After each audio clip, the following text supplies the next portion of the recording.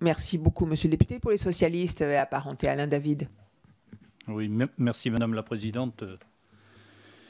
Merci Monsieur Jean Joussel pour vos propos éclairants et merci surtout pour votre engagement constant et déterminé pour alerter sur les problématiques du réchauffement.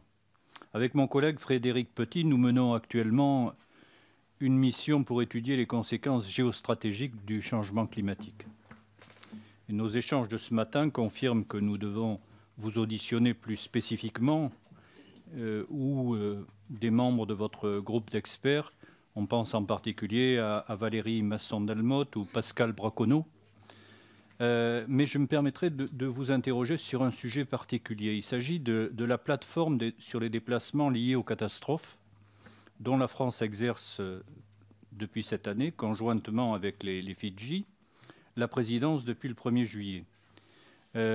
Cette organisation, opportunément créée après la COP21, vise à améliorer la protection des personnes déplacées dans le contexte du changement climatique et de la multiplication des catastrophes naturelles. Pour l'instant composée de 18 États et de 2 organisations internationales, le HCR et l'Organisation internationale pour les migrations, la plateforme doit faire des propositions pour faire face aux défis que pourraient représenter les quelques 140 millions de déplacés climatiques dans le monde d'ici 2050. Selon vous, quelles priorités la France pourrait se donner afin de réussir cette coprésidence? Merci beaucoup. Donc Alain David, vous avez surtout parlé Alain David, de la plateforme sur les risques, et je pense que c'était quand même une excellente initiative de rappeler, disons...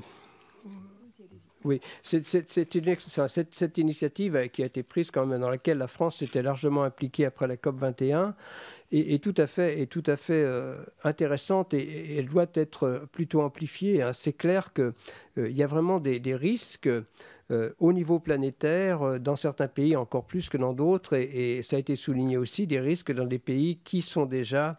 dont certains pays sont déjà, disons, effectivement, à faible niveau de développement, et qu'il faille, disons, avoir cette plateforme, la renforcer, disons, par rapport aux catastrophes naturelles.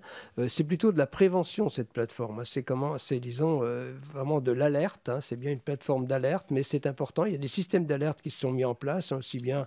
Alors ça n'a rien à voir avec ce dont on parle aujourd'hui, bien sûr, le réchauffement climatique, mais on peut parler de tsunami dans certaines régions. Hein, les systèmes d'alerte se mettent en place. Ça s'appuie beaucoup sur, disons, des observatoires, l'observation scientifique, et ça, c'est clairement à continuer à se mettre en place.